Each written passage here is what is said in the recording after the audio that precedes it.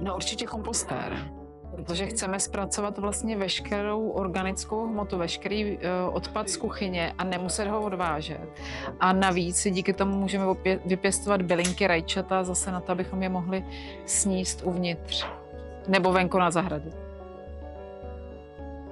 No, myslím, že je tam pořád hodně předsudků. Za prvé si neuvědomujeme hodnotu. My vždycky říkáme v Kokoze, že bioodpad je poklad a nikdy není dost bioodpadu, respektive proměněného do kompostu. A možná mají pocit, že musí smrdět, což je taková asi nejčastější předsudek, který. A neuvědomují si, jakou vlastně roli hraje ta organická hmota ve formě kompostu v půdě.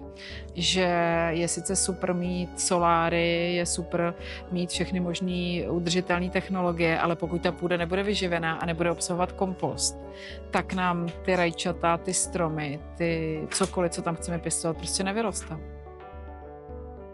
No, asi vermikompostér, protože já miluju a mám i vizitku s žíželým čajem. A myslím, že to je naprosto skvělý hnojivo na jakoukoliv rostlinu, ať je to pokojovka nebo je to venku rajče. No, já mám velký sen si dobudovat zahradu, protože mám novou, byť malinkou zahradu, ale vlastně považuji to za neskutečnou. Vlastně jsem za ní hrozně vděčná, protože to je v Praze a je to 240 metrů u bytu.